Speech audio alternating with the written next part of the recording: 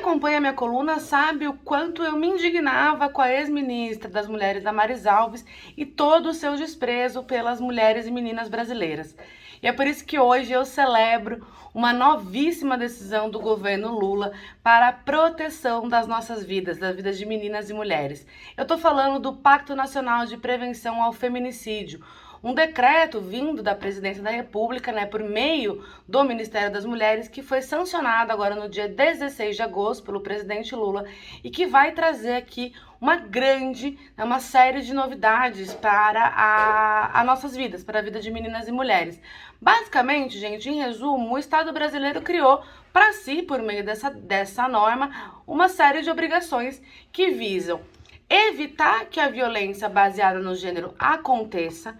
Se ela acontecer, devem haver medidas para evitar o agravamento ou a repetição dessa violência. E se mesmo com essas medidas a violência se agravar ou se repetir, é preciso que haja medidas de mitigação dos efeitos da violência na vida da vítima e da sociedade brasileira. E eu quero aqui então, gente, destacar alguns dos pontos que eu considero bastante importantes deste decreto. O primeiro deles é a menção à palavra misoginia. É a primeira vez que o ordenamento público brasileiro, o ordenamento jurídico brasileiro, reconhece a misoginia como uma estrutura de discriminação às mulheres. Misoginia, gente, é um sentimento de ódio ou práticas de ódio contra meninas e contra mulheres. E ainda é uma estrutura de desigualdade muito apagada, muito naturalizada, na verdade, na sociedade brasileira. Então é muito importante que a gente tenha uma lei que fale diretamente, que aborde a misoginia como uma estrutura de discriminação contra as mulheres e meninas do Brasil. Outro aspecto super importante do pacto. O pacto vai trazer a menção, traz a expressão interseccionalidades. Interseccionalidade, gente, é um conceito que aqui, muito resumidamente, vou tentar explicar para vocês. Esse conceito foi criado pela professora Kimberly Crenshaw. Ela é uma professora e advogada dos Estados Unidos. E em 1989, ela propõe a criação e cria esse conceito para dar luz, para jogar luz a uma realidade bastante evidente, que é, as mulheres são muito diferentes entre si, e se a gente pensa numa política pública, se a gente pensa em respostas também institucionais privadas, que levem apenas em consideração a questão de gênero, mas ignorem os outros marcadores que compõem as mulheres, como por exemplo a sua raça, a sua sexualidade, a presença de deficiências físicas e assim por diante, nós vamos ter respostas que vão continuar privilegiando a qualidade de vida das mulheres brancas e mantendo as mulheres negras na base da nossa pirâmide social. Então, portanto, a interseccionalidade dá conta da gente compreender que há consequências quando vários marcadores de identidade, e aqui a gente está falando de raça, de gênero, de classe social, de origem geográfica, de religião, classe social, enfim, a gente fala de vários elementos que compõem a identidade de cada pessoa. A interseccionalidade ela vai explicar pra gente como, quando uma pessoa carrega alguns marcadores de identidade, a sua vida pode ser pior ou pode ser melhor. Então, por exemplo, a vida de um homem branco, ela é uma vida melhor porque ele carrega dois grandes marcadores, que é ser do gênero masculino e ser uma pessoa, identificada ali com a raça branca. Então, tem uma pesquisa, por exemplo, gente, que foi feita pelo MAD.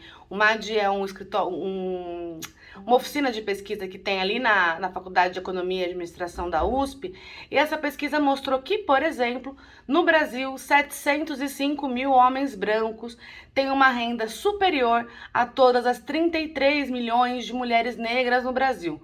Então isso aqui evidencia pra gente como que a interseccionalidade opera. Então tá no decreto, essa palavra é super importante, porque vai mostrar pra gente que não basta pensar em políticas para mulheres, mas a política para as mulheres contemplando as diferenças entre nós e as necessidades também de cada mulher. Bom, um outro ponto que eu acho também super importante que veio aqui nesse decreto, gente, que é a previsão da criação de política pública. Durante, gente, 2016 e 2022, todas as respostas, ou pelo menos a maioria das respostas que o Estado brasileiro deu para o enfrentamento à violência contra a mulher foi a criação de crime. Crime de importunação sexual, crime de registro de imagens íntimas, crime de violência psicológica. A questão, gente, é que o crime, ele é a resposta final. né? Não tem mais nada para se fazer a partir do momento em que a gente estabelece ali que a determinada conduta é proibida. Já a política pública, gente, ela na verdade, elas são ações concretas, práticas, com orçamento destinado, que justamente visa garantir a efetivação de direitos previstos em lei. Então vamos fazer aqui um paralelo, né? Todas as pessoas no Brasil têm direito à educação. Isso está escrito num texto de lei lá na nossa Constituição Federal. Entretanto, a criação de escolas, a construção de escolas, a contratação e formação de corpo docente, a produção e distribuição de material didático, a garantia de merenda adequada nas escolas e mais uma série de outras medidas que vão garantir que aquele direito à educação previsto na Constituição seja efetivamente exercido pela população. Então, a política pública, gente, ela oferece uma resposta complexa para um problema complexo, ao passo que o crime oferece uma resposta rasa a um problema complexo, e é por isso que a gente nunca vê solução, quando a única resposta que a gente tem é criminalizar o agressor, né? Então a gente não tem solução, a gente não melhora os nossos índices pela criação de crime.